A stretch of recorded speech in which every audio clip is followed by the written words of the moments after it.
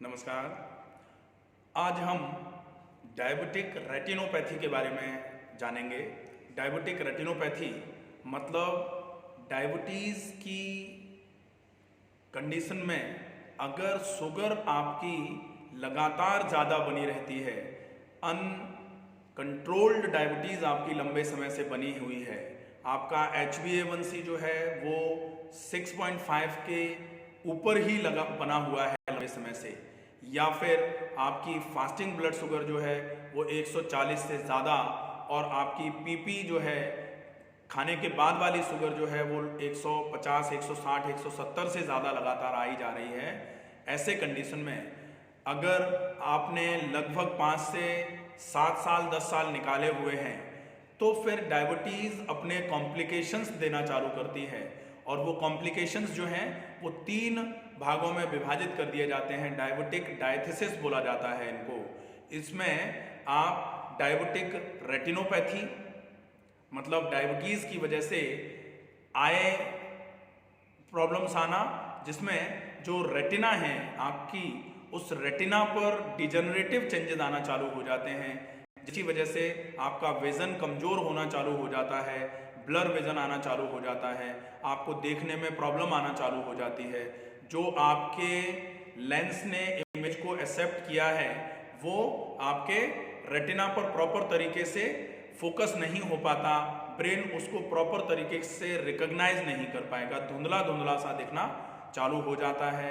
ये कंडीशन जो होती है इसको डायबिटिक रेटिनोपैथी माना जाता है। दूसरी प्रॉब्लम जो होती है उसको बोला जाता है डायबिटिक नेफ्रोपैथी। नेफ्रोपैथी का मतलब है डायबिटीज़ लंबे समय से अनकंट्रोल्ड जब बनी हुई होती है तो वो किडनी को नुकसान करना चालू करती है। नेफ्रॉन्स जो होते हैं किडनी के, उनको प्रॉब्लम में ले जाना चालू करती है। नेफ्रॉन्स पर डिजेनरेटिव चेंजेस आना चालू हो जाते हैं तो एक कॉम्प्लिकेशन आता है डायबिटीज़ का, जिसको डायबिटिक नेफ्रोपैथी बोला जाता है। मतलब किडनी खराब हो रही है, रीज़न है डायबिटीज़ का अनकंट्रोल्ड होना। तीसरा होता है जिसको मानते हैं डायबिटिक न्यूरोपैथी। मतलब लंबे समय से अगर शुगर ज़्यादा बनी हुई है तो नर्वस सिस्टम और न्यूरॉन्स जो हैं या जो नर्व सेल्स हैं उनके ऊपर का माइलिन शीथ जो होता है वो डिजेनरेट होना चालू हो जाता है, और उसकी वजह से नमनेस आना चालू हो जाती है, आपके हाथ पैर सूने पड़ना चालू हो जाते हैं। बहुत सारे लोगों को एक समस्या होती है जिसमें लोगों के पैर से चप्पल निकल जाती है और उनको पता ही नहीं लगता है। इस समस्या में अगर डायबिटीज़ इन्वॉल्व है तो डायबिटिक न्यूरोपैथी बोला जाता है। और मान लीजिए ये समस्या हो रही है, आपको हाथ पैर सूने हो रहे हैं लेकिन आपको शुगर नहीं है, तो इस समस्या को पेरिफेरल न्यूरोपैथी बोला जाता है।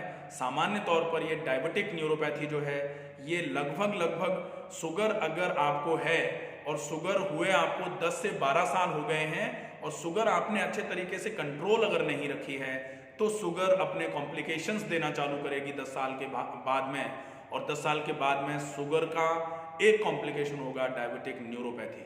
तो 3 डायथिसिस जो होती हैं, रेटिनोपैथी, नेफ्रोपैथी और न्यूरोपैथी। आज हम बात करेंगे सिर्फ रेटिनोपैथी की। रेटिनोपैथी में हम ये देखेंगे कि डायबिटीज़ की वजह से अगर रेटिना पर डिजेनरेटिव चेंजेस आए हैं तो हम आँख का कितना भी ट्रीटमेंट करते रहें, अगर हम शुगर को बैलेंस नहीं कर पाएंगे तो फिर आपका रेटिनोपैथी का जो प्रॉब्लम है इसमें आपको ज़्यादा आराम नहीं मिलेगा। तो चूंकि डायबिटिक कॉम्प्लिकेशन है इसलिए हमको डायबिटीज़ को सबसे पहले प्रॉपर तरीके से मैनेज करना है।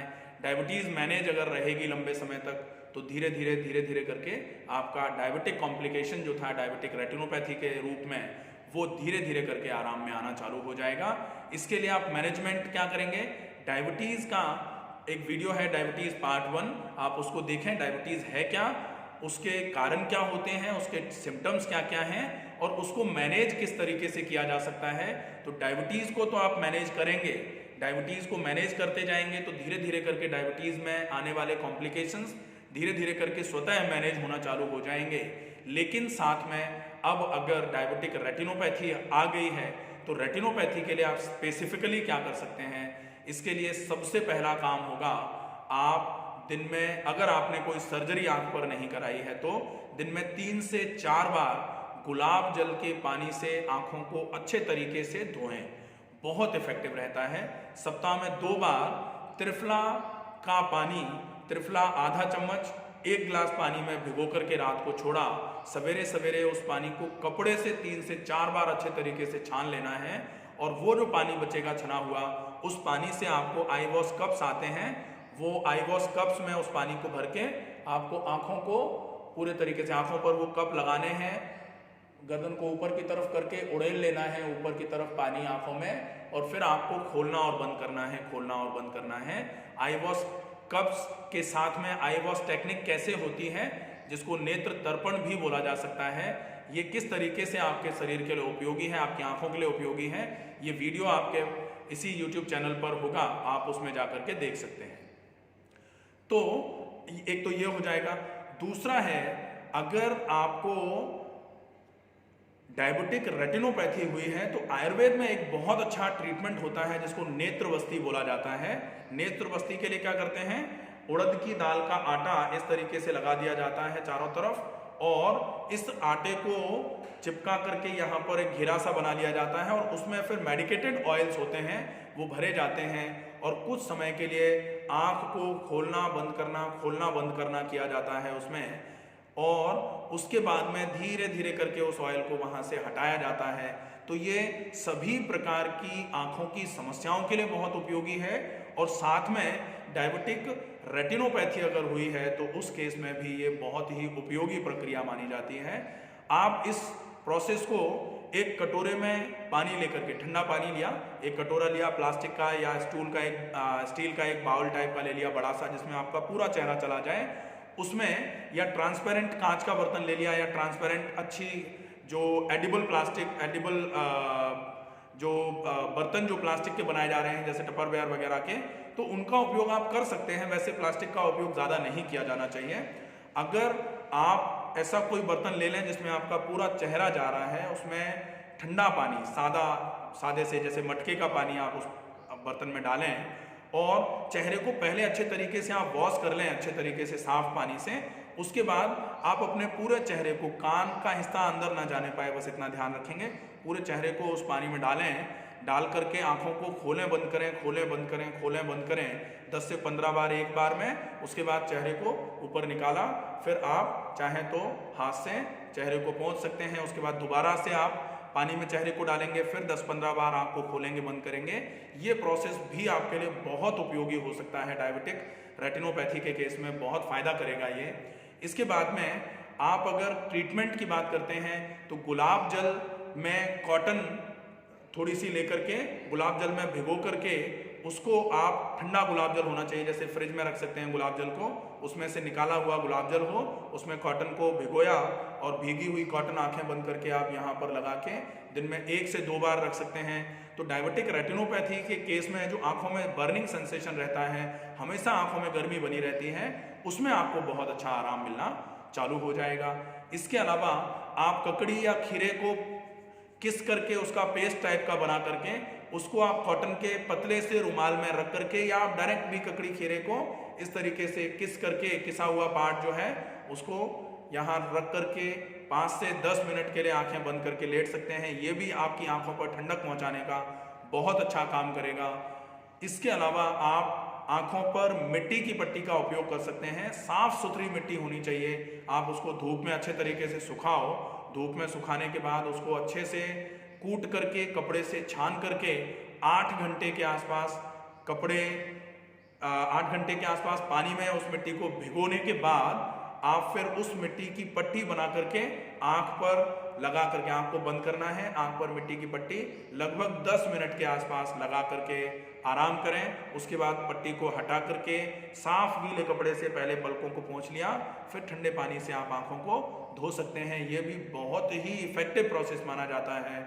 इसके बाद में अगर डायबिटिक कॉम्प्लिकेशन की वजह से डायबिटिक रेटिनोपैथी हुई थी तो फिर आपके लिए डायबिटीज़ के मैनेजमेंट के लिए एंटी डायबिटिक डाइट का जो प्रोसेस होता है, जो आप डायबिटीज़ का वीडियो जो है मधुमेह लाइलाज नहीं, इस वीडियो को पूरा गौर से देखिए।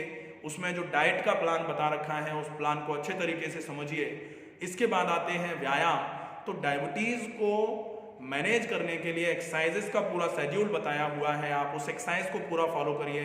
डायबिटिक रेटिनोपैथी के केस में व्यायाम में आपके लिए नाड़ी शोधन अनुलोम विलोम सबसे बढ़िया प्राणायाम रहेगा। ये व्यायाम का ही एक तरीका है। तो आप नाड़ी शोधन अनुलोम विलोम व्यायाम को 15 से 20 मिनट एक बार में, दिन में पॉसिबल अगर हो जाए तो 2 बार ज़रूर करें। इसके साथ में अगर संभव हो, आपके पेट में और कमर में कोई ज़्यादा समस्या अगर नहीं है, आपके हार्ट में कोई दिक्कत नहीं है, ब्रेन पे कोई अगर समस्या नहीं है, आपका बीपी ज़्यादा अगर बहुत ज़्यादा नहीं रहता है, तो आप कपालभाति आसानी से धीरे धीरे करके कर सकते हैं। और कपालभाति का 1 मिनट में 40 से ज़्यादा स्ट्रोक नहीं होने चाहिए, इसका ध्यान रखेंगे। और स्ट्रोक जो है वो धीमा स्ट्रोक रहे, आराम से। कपालभाति का वीडियो है, आप उस कपालभाति के वीडियो को पूरा देख सकते हैं। तो नाड़ी शोधन अनुलोम विलोम, साथ में डीप ब्रीदिंग और कपालभाति प्राणायाम, ये तीनों चीज़ें अगर आप अच्छे तरीके से करते हैं तो डायबिटिक रेटिनोपैथी के केस में आपको बहुत अच्छे तरीके से आराम मिलेगा। ये पूरा का पूरा डायबिटिक रेटिनोपैथी में आपको क्या करना है, कौन से ट्रीटमेंट हो सकते हैं। डाइट आपको एंटी डायबिटिक डाइट का ही फॉलोअप करना है। साथ में आप व्यायाम में जो प्राणायाम का स्वरूप है, नाड़ी शोधन अनुलोम विलोम, डीप ब्रीदिंग और कपालभाति, इनको करके आप डायबिटिक रेटिनोपैथी की वजह से आपकी आंखों में जो समस्याएं आ रही हैं उसको कम कर सकते हैं। अगर आपको वीडियो में बताई गई बातें उपयोगी लगें तो आप इस वीडियो को ज़्यादा से ज़्यादा लोगों तक पहुँचाएँ, ज़्यादा से ज़्यादा इस वीडियो को शेयर करें। कोई बात अगर समझ में नहीं आई है तो आप वीडियो के कमेंट बॉक्स में जाकर के अपनी बात को बता सकते हैं। कोई प्रश्न है तो पूछ सकते हैं, आपके उन प्रश्नों का समाधान किया जाएगा। स्वस्थ रहिए, सुरक्षित रहिए, अपना ध्यान रखिए, अपनों का ध्यान रखिए। नमस्कार।